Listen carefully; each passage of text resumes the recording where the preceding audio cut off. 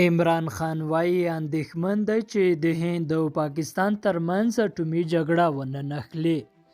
د پاکستان صدر اعظم عمران خان د پی جی پی حکومت د هند او ټولو سیمې لپاره یو ګواښ بللی او وایي هغه اندېښنه لري چې د دغه حکومت په موجودیت کې چېرته د پاکستان او هند ترمنځ اټومي جګړه ونه نښلي. یو بهرني ټلویزیون سره خپله تازه مرکه کې عمران خان ویلي پاکستان تل هند ته د مثبت مذاکراتو وینا کړې ده خو اوس ترې نور د ښې امید نه لري. پاکستان تر دې وړاندې هم هند اور ته په لمنې وهلو تورن کړی دی خو نوی ډیلي بیا اسلام آباد د ترهګرو ډلو په روزنه او پالنه تورنوي او وایي تر هغې پاکستان سره د خبرو څه پیدا نشته تر څو چې دغه هیواد د ترهګرو ډلو د ملاتړ او روزنې نه لاس نه وي اخیستی.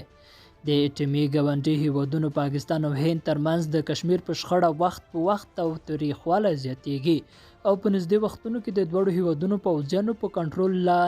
کنټرول لاین یو بل سره نښتې هم کړې دي. کال 2019 د ډیپلوما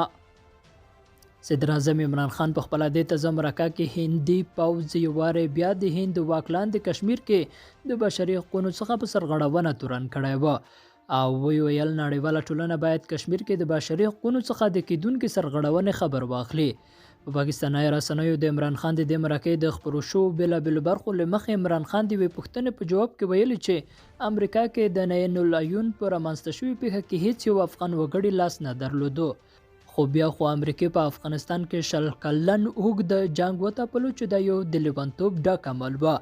هغه ویلي امریکې تش په نامه د جګړې تر عنوان لاندې تر 100 کلونو افغانستان د اشغال لاندې وساتلو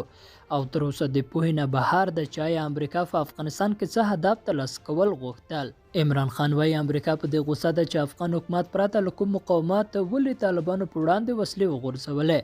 خو هغه وایي چې اوس به د افغانستان د خراب وضعیت له امله نړیواله ټولنې ته راوړاندې کېدل او افغانستان سره مرستې کول وي. هغه ویل که چېرې افغانستان کې وضعیت نور خراب شو نو تر ټولو زیاتې اغیزې به یې پر پاکستان کېږي.